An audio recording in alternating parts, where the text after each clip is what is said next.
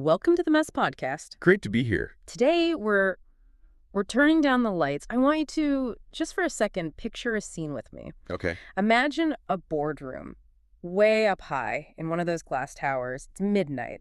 And of course, it's raining outside. That really heavy, kind of relentless rain that just blurs all the city lights into these streaks of neon and gray. I can see that. Inside, you've got these long shadows stretching across a huge mahogany table. Or, if that's not your style, maybe transport yourself to, I don't know, a smoke-filled back room in a Byzantine palace. Lit by torches. Exactly, lit only by flickering torches that make the shadows dance on the stone walls. The setting changes, right. The costumes change, but that feeling in the room, it's always identical. It is. It's that cold, sharp sensation, like metal pressing against your back when you don't expect it. It's the silence right before the drop. We are stepping into a psychological noir anime today. I like that framing. We're going to explore the dark corners of trust, the really corrosive nature of envy and those razor-sharp lines of power dynamics.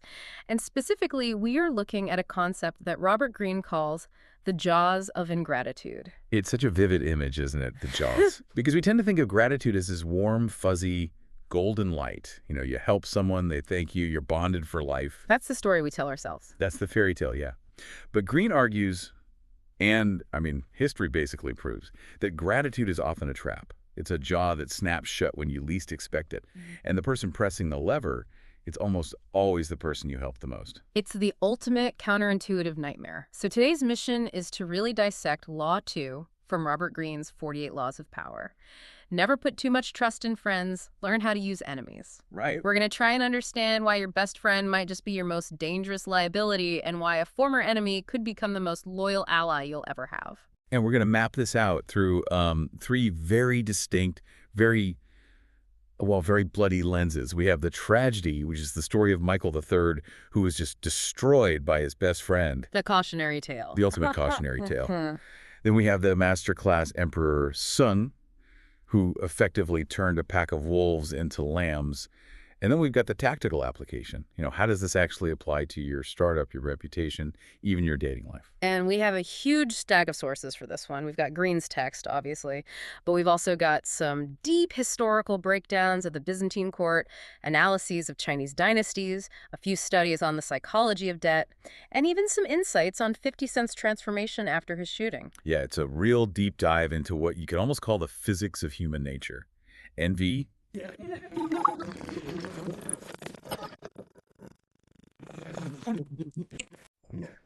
Century. We have this character, Michael III. Can you set the scene for us? Who is this guy? Right. Michael III.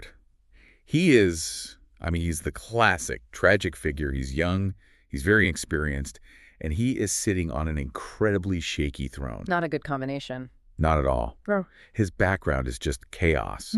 His mother had been banished. Her lover had been murdered.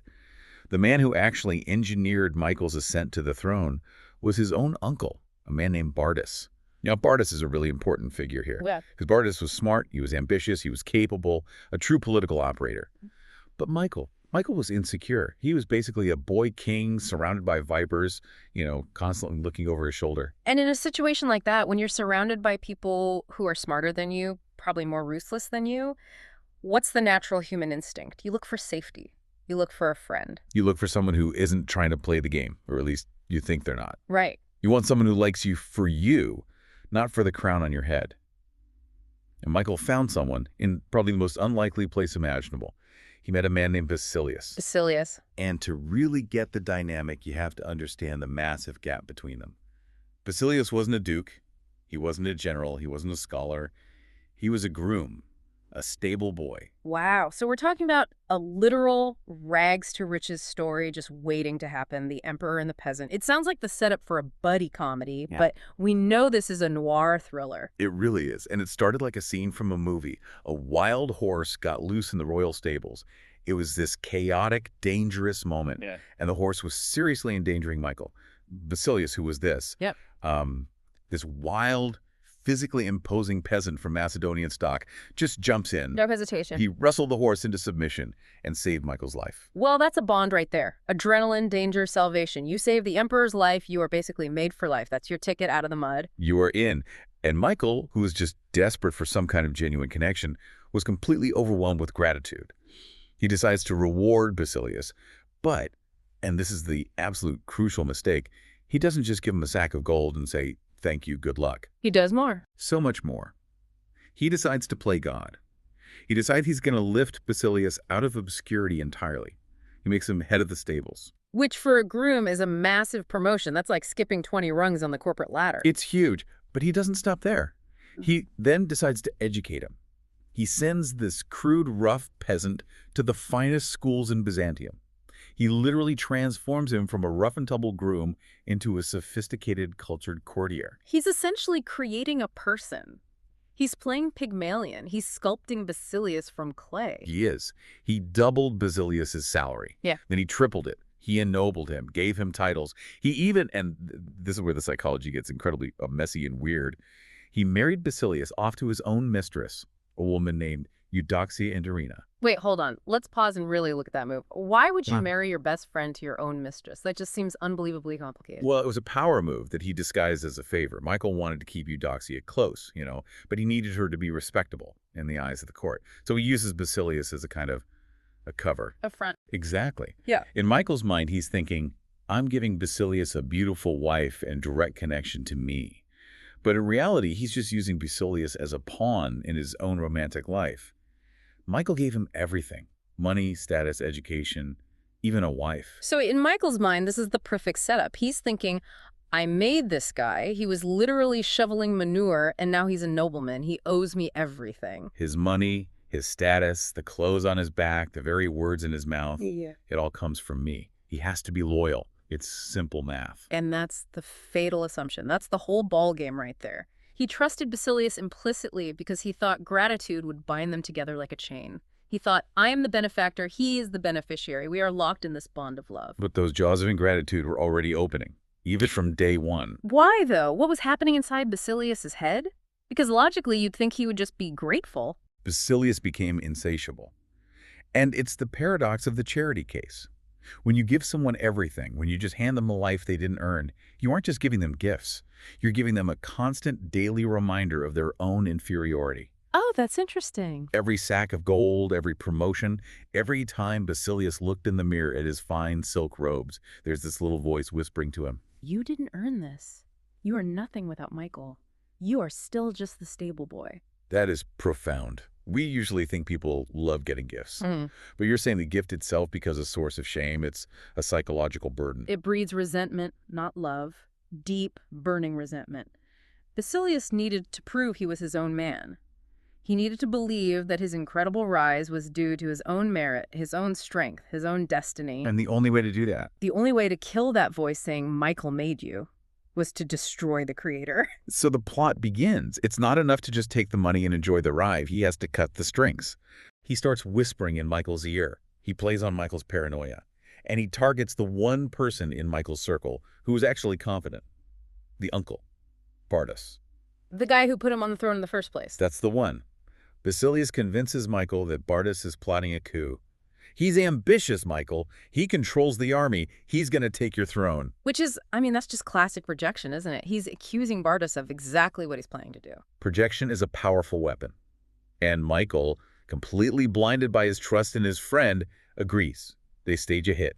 It happens during a great horse race, a chaotic scene, crowds screaming, dust flying everywhere. The perfect cover. Basilius, the former stable boy, closes in on Bardas and stabs him to death. And Michael just watches this happen. Michael sanctioned it. He thought Basilius was protecting him. He thought this was an act of loyalty. So with Bardas dead, Basilius immediately asks to be made head of the army to keep control of the situation. Michael agrees. So now let's look at the board. Basilius has the money, the status, the wife, and now the firepower. The power dynamic is completely flipped. Michael is now totally isolated.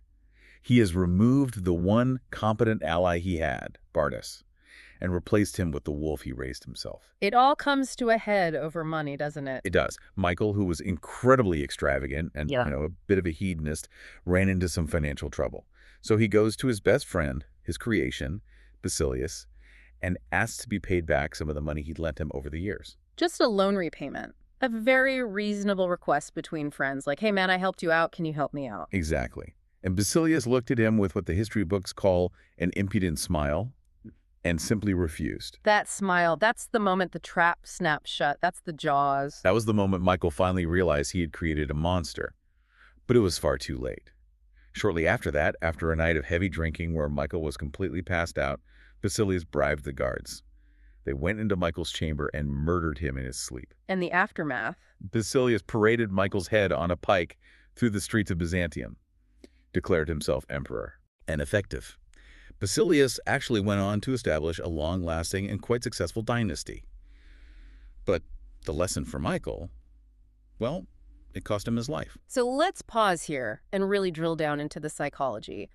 Why did this happen? Why couldn't Basilius just be cool? I mean, why couldn't he just say, thanks for the cash, Michael, here's some back? It all comes down to the burden of debt. Green talks about this a lot in the source text. When you help a friend, you think you're banking goodwill. You think you're making a deposit in the bank of karma. Right. But a lot of the time, you're banking envy. The friend feels the weight of that obligation. It eats at them. It just suffocates their ego. And to escape that feeling of being owned or created by you, they have to destroy you.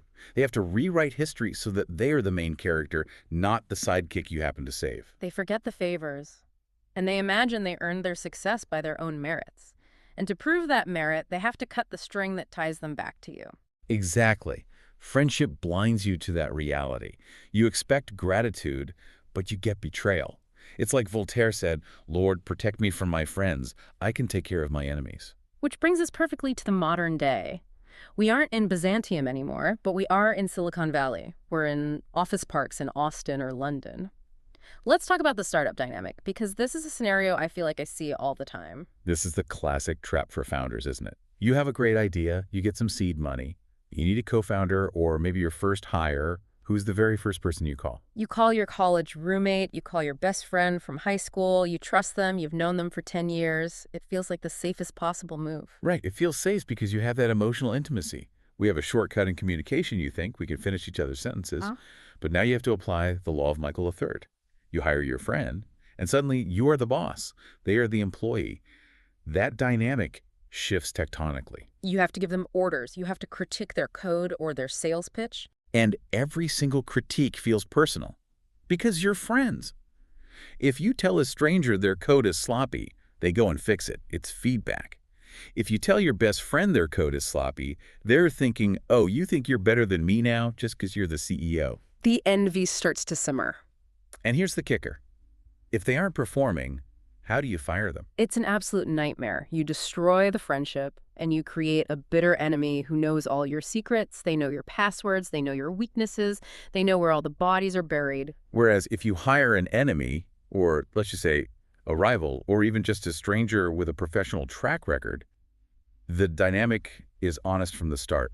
They are there to work, you are there to pay them. If they screw up, you fire them. It's just business. Green suggests something really interesting here about enemies, though. He says if you hire someone who was a former rival or someone you've maybe clashed with in the past, they actually have more potential for loyalty. Why is that? Because the enemy expects nothing from you. They're probably surprised you even hired them. They're thinking, why is he bringing me into the fold? They feel like they're on thin ice. They know they have to prove themselves every single day.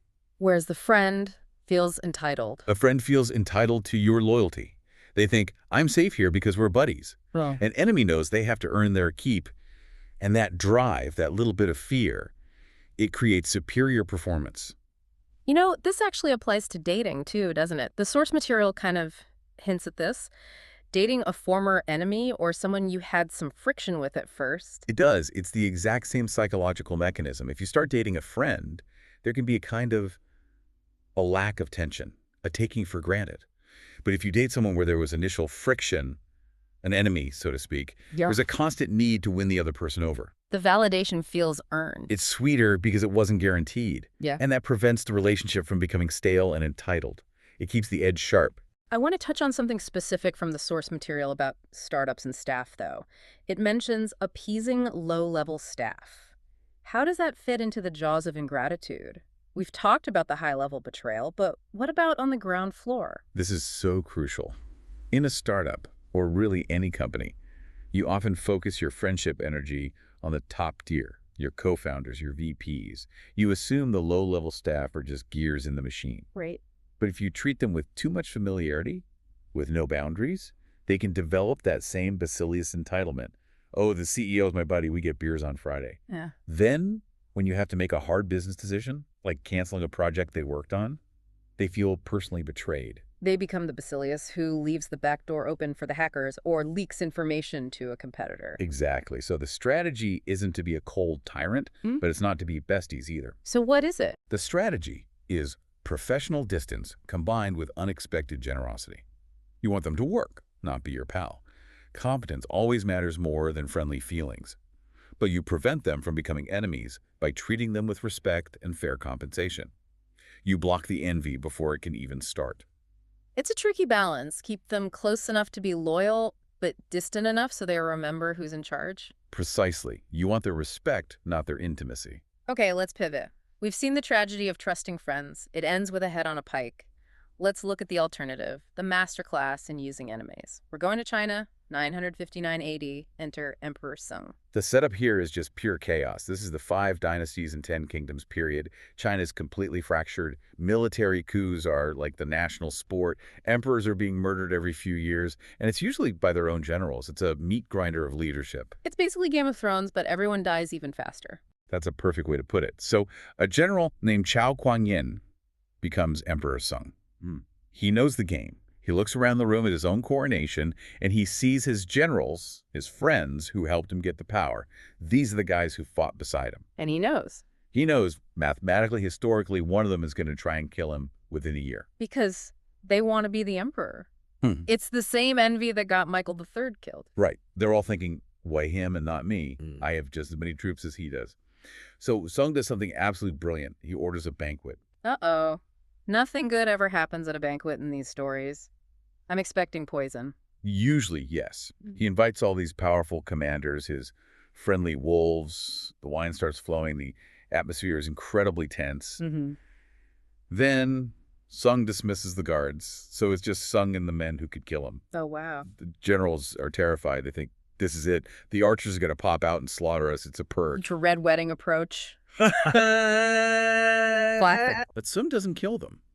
He speaks to them. He looks them right in the eye and he says, the whole day is spent in fear, and I am unhappy both at the table and in my bed, for which one of you does not dream of ascending the throne. He just puts it right on the table. He names the elephant in the room. He does. The generals, they start denying it, bowing, sweating. They're terrified. No, no, your majesty. We are loyal. We would never... Sung just cuts them off. He says, I don't doubt your allegiance, but if by some chance your subordinates, seeking wealth and position, were to force the emperor's yellow robe upon you in turn, how could you refuse it? That is a brilliant line. He's saying, I know you're good guys, but the physics of power will eventually force you to betray me. He externalizes the blame. Exactly. He frames it not as their fault, but as an inevitability of the system they're in.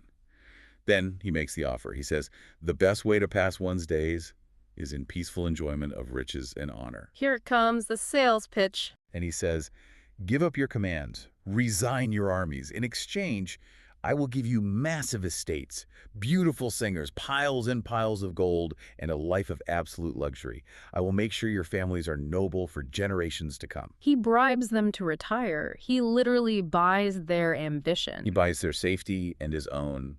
The generals have a choice, right? I can live in anxiety, sleeping with one eye open, and maybe die trying to be emperor. Or I can retire tomorrow to a mansion, drink wine, and party for the rest of my life.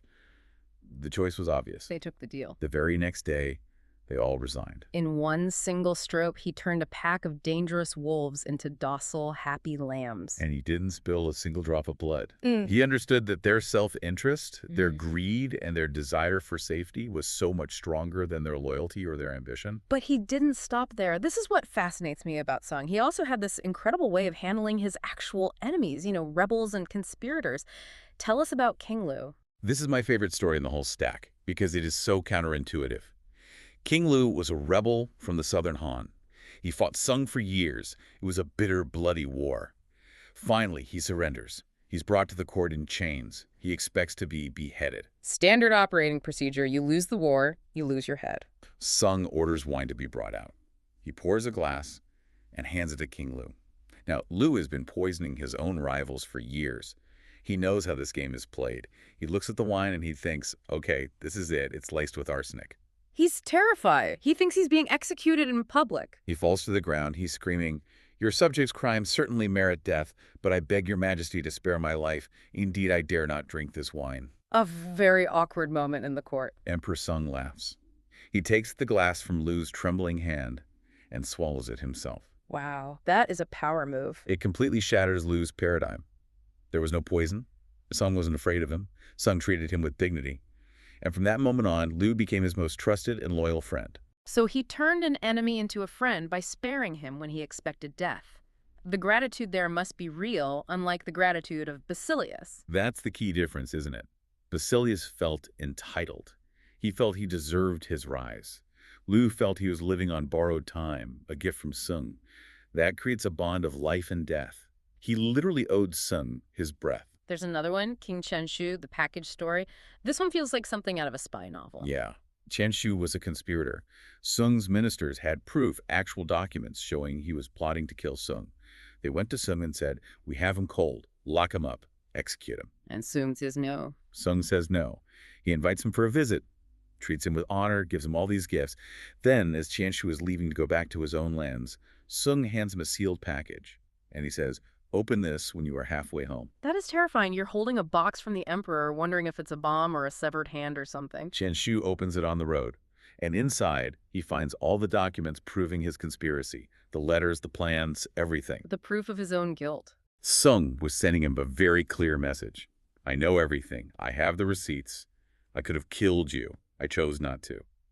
Chenshu realizes he is completely exposed and completely forgiven at the exact same time. He became a loyal vassal for the rest of his life. It's the art of turning wolves into lambs. But let's contrast this for a second. What happens when leaders don't manage the ambitions of those beneath them? Well, you just have to look at the Han Empire, or any number of failed states in history. If you ignore your generals, if you let them accumulate power without checking them, or if you just try to suppress them with brute force, you create a pressure cooker. Eventually they realize they have the guns, and you just have the crown. And then it's over. Sung's genius was that he proactively defused the bomb. He didn't wait for the coup to start. He bought the coup out before it even happened. An enemy spared is more loyal than a friend promoted. That's the headline. Absolutely. So what does this mean for us? I mean, most of our listeners aren't managing imperial armies, but they are managing teams or trying to retain talent in a really competitive market. How do we apply the Sung method to modern corporate strategy? You can think of it in terms of golden handcuffs. In the tech world or finance, you have these key technical staff people who know the code, know the algorithms, know the client list. They are incredibly powerful. They could leave and start a competitor. They could hold the whole company hostage. They're the modern generals. They are. So you don't execute them. You Sung them. You overload them with benefits, stock options that vest over a long period of time, autonomy, comfortable working conditions. You make it so that leaving is a massive drop in their quality of life. You're bribing them into loyalty. You're aligning their self-interest with your survival. If the company wins, they get rich. If they leave, they lose the estate and the singers, to use Sung's terminology. It's transactional, yes, but it's incredibly stable. And what about that lower staff angle we touched on earlier, the valuable but overlooked people? It's the same logic. You need to identify the people who could open the gates to the enemy. Maybe it's the executive assistant who has access to the calendar and all the emails.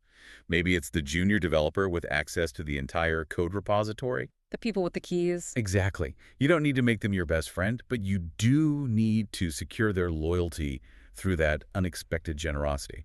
A bonus they didn't ask for. Public recognition they didn't expect. You treat them with the generosity that Sung showed King Lu. You make them feel that their well-being is directly tied to yours. And you maintain that professional distance so they don't feel the envy of closeness. It's a very, very delicate game. I want to shift gears a little bit. We've talked a lot about managing people. Now let's talk about managing the narrative. Because sometimes the enemy isn't a person, it's a rumor, it's a reputation attack. This is where Law 2 intersects really beautifully with Law 4. Always say less than necessary. We have some great examples in the notes here about Andy Warhol and Marcel Duchamp. These are artists, not generals, but they wielded power just as effectively, didn't they? Warhol was an absolute master of this. He realized early on that explaining yourself is a trap. If you explain your art, People start arguing with you. They find holes in your logic. They say, well, that doesn't make any sense. You have more power when you shut up. That was his line, right? That's the quote. Warhol used what people call oracular speech. He would give these incredibly vague, ambiguous answers in interviews. I just like soup cans. It's just surface. I don't know. And the interviewers would just twist themselves into knots trying to find the deep, profound meaning. Exactly. They would project profundity onto his blankness. By saying less, he made himself a blank screen for everyone else's projections. He controlled the entire narrative by not contributing to it. It's like Duchamp. The less he said, the more people talked. And in a conflict, let's say a corporate scandal or a PR crisis, this is an incredibly powerful tool. If you launch into a long, detailed defense of your actions, you look defensive, you sound guilty. The lady doth protest too much. Precisely. But if you issue a short, ambiguous statement or you just maintain a mysterious silence, you appear superior. You appear untouched by it all. It makes your enemies work harder to figure you out. It forces them to shadowbox with nothing. Ambiguity creates intimidation. It absolutely does. But sometimes you need to go on the offensive. And that brings us to P.T. Barnum. The greatest showman, but also a completely ruthless businessman. I love this story. He was. And he understood how to use an enemy to build his own reputation. He was the underdog. He was fighting against a man named Peel, who ran this established, respectable museum. Barnum was the trashy newcomer with all the weird exhibits. Because how do you fight the guy on the hill when you're stuck at the bottom? You attack his reputation. Yeah. Barnum couldn't compete on quality yet, so he used what Green calls the hypnotism attack. He just ridiculed Peel. He did these fake hypnotism demonstrations that were designed to mock Peel's highbrow pretensions. He made the public laugh at Peel. He made the giant look silly. He brought him down into the mud with him. But he also did something much darker. He spread these insidious rumors about Peel's solvency. He started whispering that the bank was about to foreclose on Peel's museum. The doubt weapon. It is nasty, but it is so effective. If Peel denies it, he looks desperate. I am not bankrupt. Sounds exactly like something a bankrupt person would say. And if he ignores it? The doubt just festers. Why isn't he denying it? It must be true. Barnum put Peel in a perfect double bind. Barnum had no reputation to lose, so he could throw mud all day. Peel had everything to lose. So the lesson here is, if you're the underdog, attack the reputation. Drag the enemy down to your level. And if you're the one on top, like Peel was, you never get angry. You never defend yourself desperately. You use the Warhol method, silence and disdain. It's all connected. The silence protects your power. The reputation attack levels the playing field. It's all the mechanics of perception. Speaking of mechanics, let's talk about the machinery of management. Because sometimes the machine gets jammed, and you need a way to clear it. This brings us to the darkest story in our stack. The story of Cao Cao. Cao Cao, general of the Han Empire. Yeah, this is not a story for the faint of heart. This is a story about the scapegoat. Set the scene for us. It's a siege. Cao Cao's army is fighting this desperate campaign. They are running out of food. The troops are hungry. And when troops get hungry, they don't get sad. They get mutinous. They start whispering that Cao Cao is hoarding the food or that he's incompetent. The energy in the camp is shifting towards violence. He's about to lose the army. He's about to lose his life. He calls in his granary chief, the guy in charge of the food supplies, a loyal, low-level administrator who has done everything right. And Cao Cao says to him, I need to borrow something from you to settle the troops. Borrow something? That sounds incredibly ominous. The chief asks, what?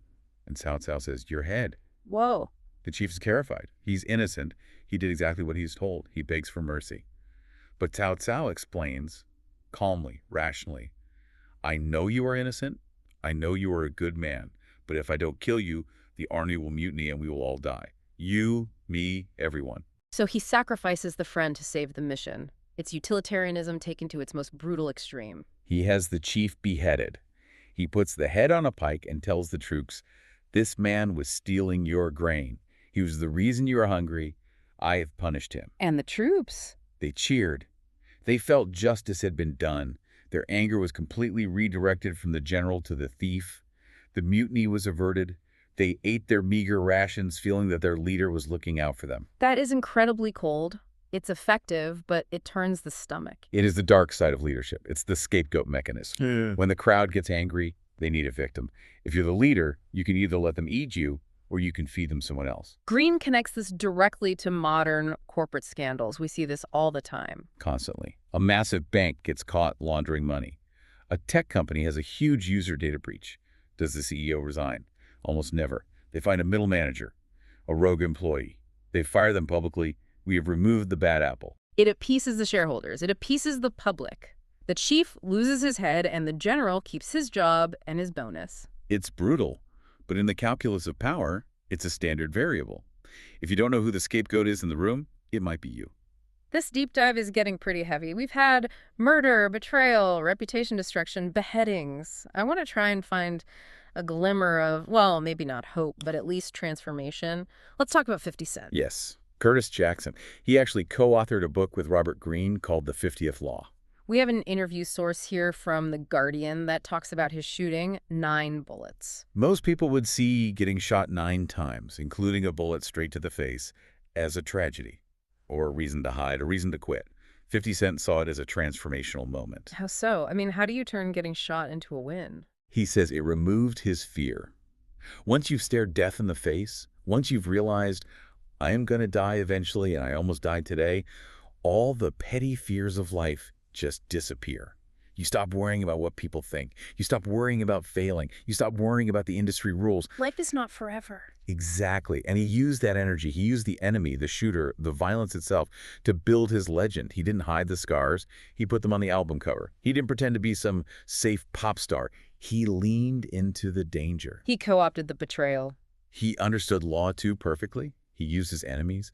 The fact that people wanted to kill him made him interesting. It made him real in the rap game. He monetized his own near-death experience. He turned the wolf at the door into a marketing campaign. It's the ultimate turning wolves into lambs, but instead of lambs, he turned them into dollars. And the lesson there is really about mindset. You can wallow in regret. Why did this happen to me? Why did my friend betray me? Or you can say, this happened. I am still here. Now how do I use it? Acknowledging reality frees you. It does. Greene argues that we spend so much of our time trying to avoid conflict, trying to pretend our friends are perfect, trying to avoid the dark side. But the dark side is there. The jaws of ingratitude are real. And the sooner you accept that, the safer you are. So let's bring it all home. We've covered a lot of ground today. Let's recap the toolkit we've built. We have. We started with Michael III, the tragedy of the grateful friend. The lesson there is, never trust the gratitude of a friend. They will come to hate you for the burden of your charity. If you help them, do it with your eyes open, but don't expect loyalty. Then we looked at Emperor Sung. Use the self-interest of an enemy, bribe them, spare them, make them need you. An enemy turned friend is loyal because they have to be. Their safety depends entirely on you. We talked about Warhol and Barnum. Use ambiguity to confuse and attack reputation to level the playing field. Silence is your shield. Rumor is your sword. And Chow Tao. Sometimes you need a scapegoat. It's ugly, but it stops the mutiny. If the ship is sinking, someone has to go overboard to save the rest. And finally, 50 Cent. Fearlessness. Use the attacks against you to build your brand. Transform all that negative energy into forward momentum. It all comes down to seeing people as they are, not as you wish they were. Friends are human. They feel envy. Enemies are human. They feel self-interest. If you play to the emotion of friendship, you get burned. If you play to the lever of self-interest, you get control. And here's where it gets really interesting for you, the listener. I want you to do a little mental audit. A dangerous audit. Look at your inner circle, your team, your business partners, and ask yourself this question. Who is there because they like you? And who is there because they need you? The one who needs you is safe. Their self-interest is aligned with yours. But the one who just likes you, the one you've helped over and over again, the one who you think owes you everything. They might just be sharpening the knife. That is a terrifying thought to leave you with. But hey, forewarned is forearmed. It's better to be a little paranoid and alive than trusting in a head on a pike. Very true. Before we sign off, a quick shout out. If you are looking to sharpen your mind even further, check out Fun's Einstein IELTS for support. And please, if you enjoyed this deep dive into the darkness, subscribe to this YouTube channel, Themask. We have plenty more noir psychology coming your way. Absolutely. Keep your friends close and your enemies employed. See you next time.